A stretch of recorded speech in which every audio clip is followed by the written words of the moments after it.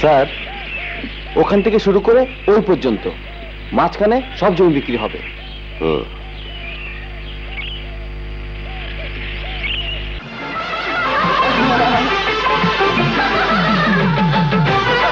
আচ্ছা শোনো বলছি। আশা,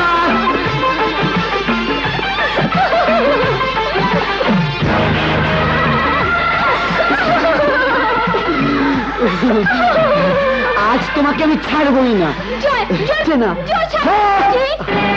বদমাস, তুই যে এত নিচে নেমে গেছিস তা আমি জানতাম না।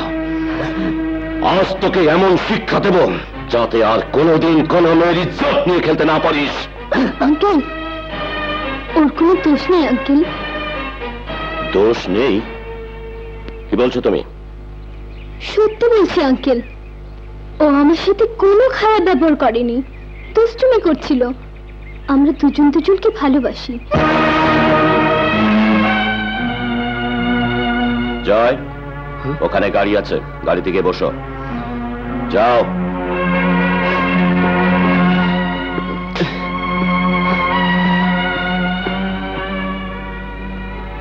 ওকে তুমি ভালোবাসো? জানো ওর চরিত্র? জানি, সে মিথ্যে অভিযোগ তো আমি দিয়েছিলাম।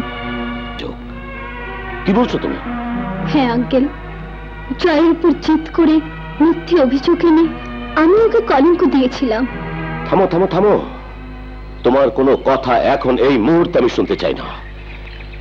তুমি কাল আমার বাসায় আসবে, তখন শুনবো।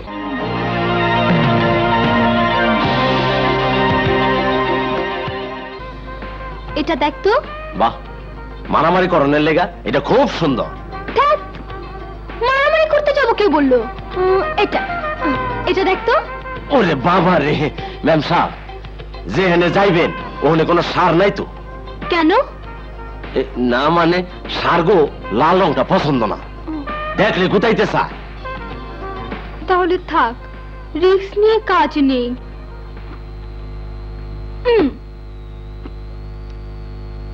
এটা দেখ তো।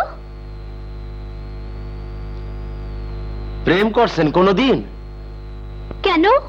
প্রেম করলে এইটা পইরা কোনদিন প্রেমিকের কাছে যাইবেন না, দেখলে মুখ ফিরায় নিব। না না, তাহলে এটাও বাদ।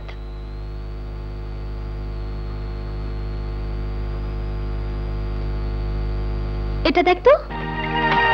এইটা পইরা রাস্তায় গেলে বেবাক মানুষ ছুটতে আইসা বুকে জড়ায় ধরবো। আরে না, ওরকম হলে হবে না। সব পুরুষ মানুষ চলে আসুক এটা আমি চাই না, শুধু একজন পুরুষের পছন্দ হলেই চলবে। বল না হবে তো? কি কইলেন? পছন্দ হইব না মানে? ওর বাপেরও পছন্দ হইতে হইব। ঠিক বলেছিস, ওর বাবারও পছন্দ হতে হবে। ওই বইব, আপনি এইটাই পড়েন। আমি অফিস থেকে ফিরলাম আর তুমি বেরোচ্ছ? হ্যাঁ, বের হচ্ছি। মিসেস আলমের ম্যারেজ অ্যানিভার্সারি আজ। মিসেস আলমের বিবাহ বার্ষিকীতে আমারও দেওয়া ছিল। ডার্লিং, তুমি টায়ার্ড হয়ে ফিরলে, রেস্ট নাও। খান শামাকে বলা আছে তোমার ইভিনিংটি দিয়ে দেবে। ওকে, বাই। পাপা,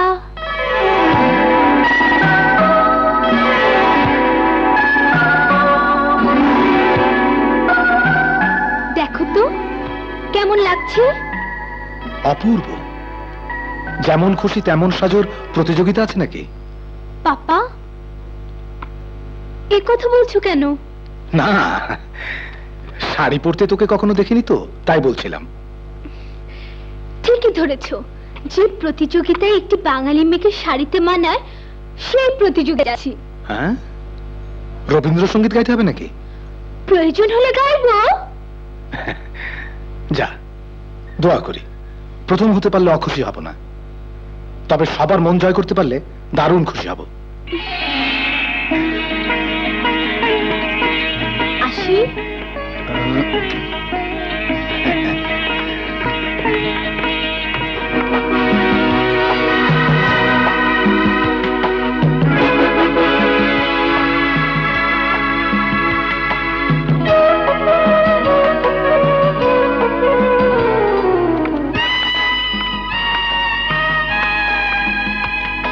আসসালামু আলাইকুম, আমি এসেছি আঙ্কেল।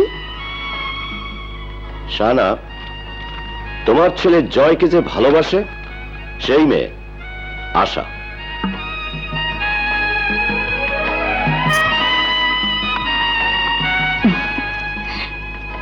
বেঁচে থাকো মা, বেঁচে থাকো। বাবা বাবা, ভারী মিষ্টি মেয়ে, জয়ের বউ হওয়ার যোগ্য মেয়ে। হ্যাঁ, জয়ের বউ হবার জন্য যা যা প্রস্তুতি দরকার সবই আশা নিয়েছে।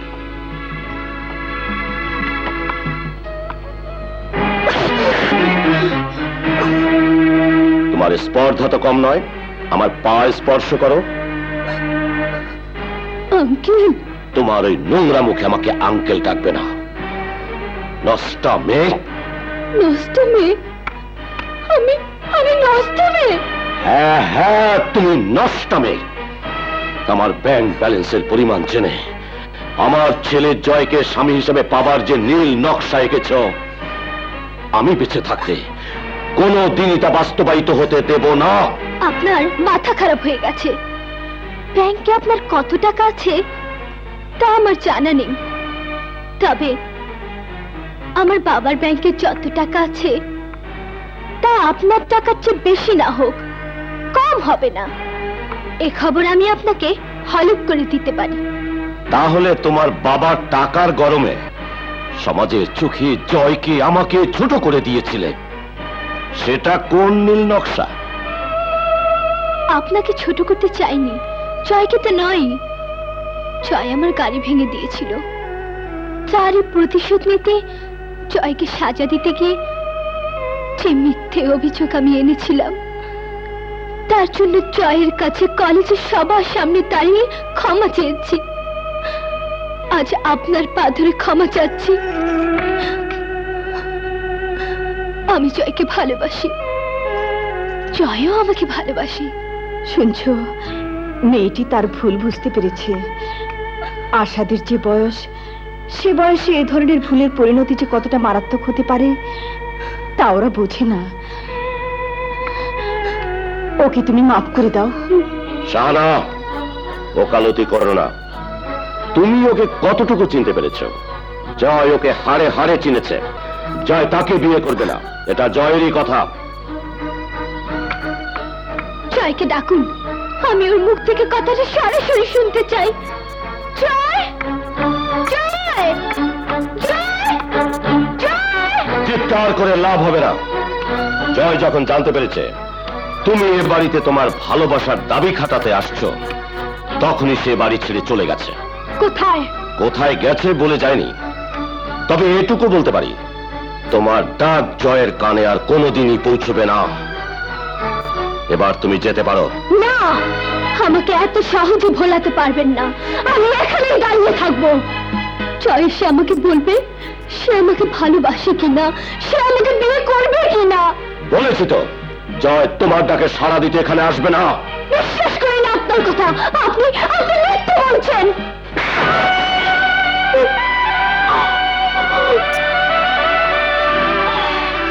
দারোয়ান, খানসামা, হায়া। ওগো, চড় মেরে আপনি আপনার বাড়ি থেকে বের করে দিতে পারেন, কিন্তু আমার প্রেম যদি সত্যি হয় তাহলে চড় মেরে আমার জীবন থেকে জয়কে কোনোদিনই আলাদা রাখতে পারবেন না। ওকে বের করে দে। আমাকে বের করে দিতে হবে না, আমি চলে যাচ্ছি। তোমাদের ছোট সাহেবেরা তাকে বলবে তার আশাকে এই লোকটি দূর দূর করে তাড়িয়ে দিয়েছে। না না, আসসালামু আলাইকুম।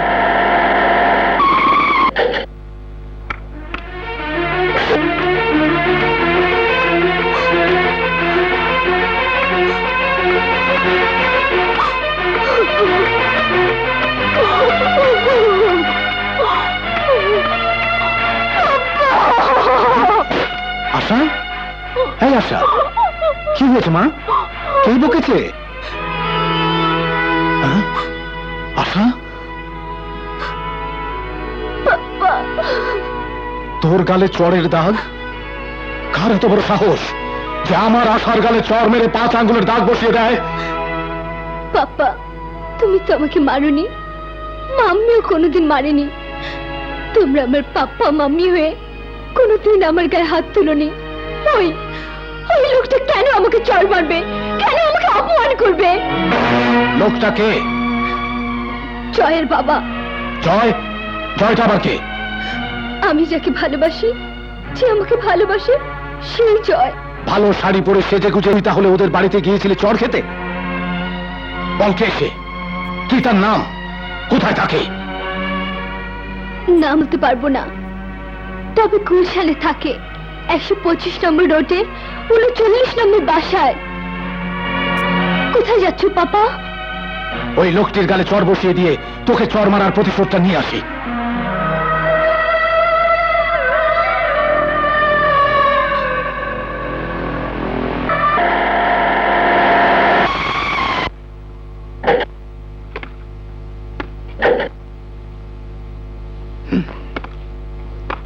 আসসালামু আলাইকুম।